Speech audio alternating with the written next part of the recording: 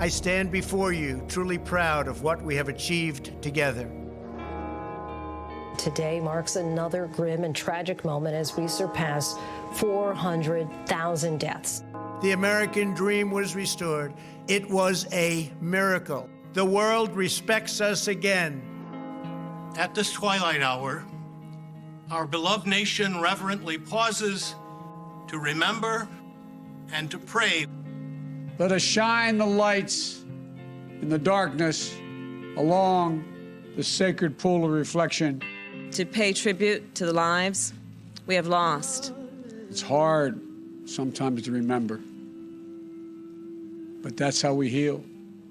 I fought for America and all it stands for, and that is safe, strong, proud, and free. If there are any angels in heaven, they're all nurses. The courage and the pain you absorb for others. So thank you.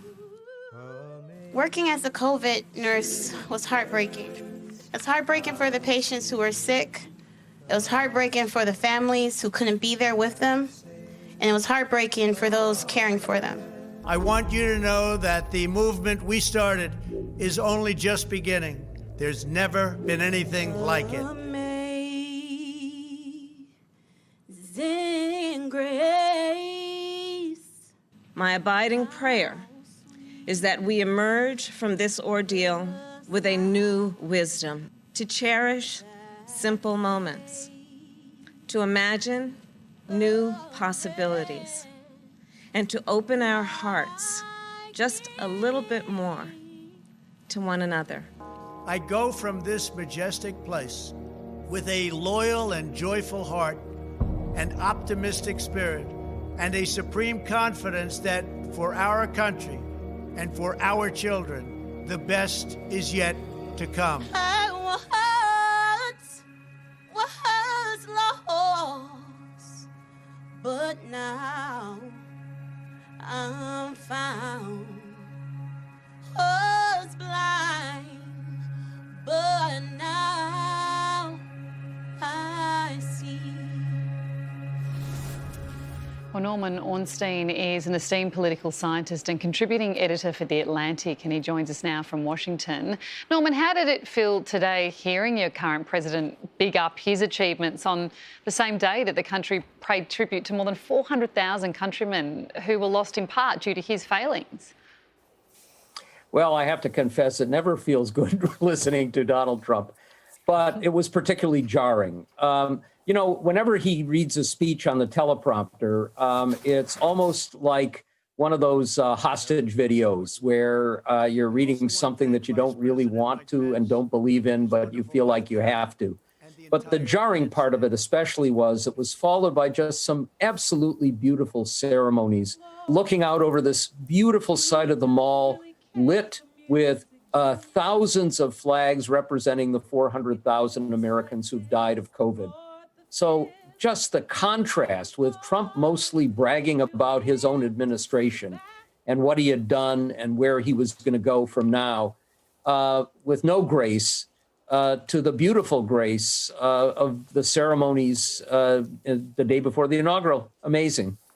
Norman, I note the Wall Street Journal is reporting that Donald Trump is considering starting his own party, which would be called the Patriot Party. What do you think the chances are of that actually happening? I'm recommending that he call it the Putin Party, but Patriot Party, I guess, will do for the moment. Republicans will not be happy about that. The more that there is a competition for them that divides their support, and remember, Republicans have not won the national popular vote in 7 out of the last 8 presidential elections. They win because they get their voters out and because of the distortions in our system caused by the Electoral College. If those votes are divided in some fashion, and in particular in states that are relatively competitive, that could be a really, really bad thing for them. Norman, at the very end of Barack Obama's presidency, he pardoned Chelsea Manning. At the end of Trump's presidency, we've spent the whole day waiting for Joe Exotic to be pardoned. What does that say? You know, he's going to lose the Tiger vote if he moves forward with that.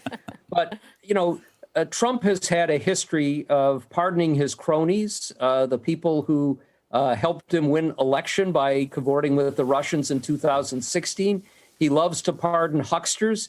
But we're not talking here about Joe anymore. We're talking about Steve Bannon. And that fits with his pattern as well. Steve Bannon, who probably as much as anybody was the architect of his right-wing populist campaign and the MAGA, Make America Great Again, who has been convicted of bilking a bunch of Trump loyalists by getting them to give money that was ostensibly to pay for the wall on the Mexican border, but that he used for his own high lifestyle. So it kind of fits the Trump pattern, but it also means that he's giving a pardon to somebody who stuck it to Trump's loyal supporters. There you go. Is that classic Trump world or not? Norman, there's a great tradition, I believe, with American presidents where they will leave a note. The outgoing president will leave a note in the desk in the Oval Office. Do you think Donald Trump will be leaving a note for Joe Biden? If so, what might it say? There will be no note from Donald Trump.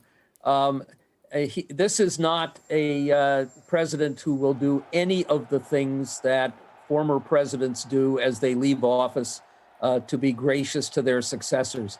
And if he did leave a note, it would probably have 2 words on it, which I do not want to repeat in polite company. And I consider you all polite company. Well, you can say good luck on TV. That's fine. Yeah. Wait, it rhymes with luck, at least one of the words. Right, sorry, yes. Yeah, that's right. It's better than what I was thinking, Norman, which was, I don't know if you guys over there are familiar with a little cartoon we often do, which is the Dick and Balls. I thought it might be that. Yeah. Norman, I think we'll leave it on that traditional note for us wrapping up interviews. Thank you very much for speaking with us tonight, and good luck to you. We're going to celebrate tomorrow in a big way.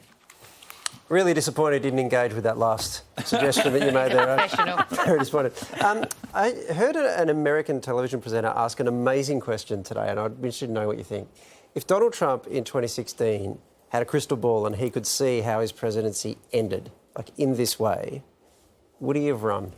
Depends if he asked his wife about if he consulted Melania, I think it would have been no. Right. No. It's an interesting question. I reckon, yes, he still would have. So you think he sees this as a triumph that's worth everything that he did? Right. Oh, I don't know. I disagree. I don't know, because he hates to lose. And I think he really thought that he might win again because he thought he could do no wrong. So I'm not sure he would do it. But has he lost, or does he think he's won? And the whole thing's just... Well, he'll always be a long-term president. Yeah, that is true. Yeah. From expert opinions to in-depth analysis and reporting, the Project YouTube brings you the biggest stories from Australia and around the globe. Hit the subscribe button now for news delivered straight to your feed.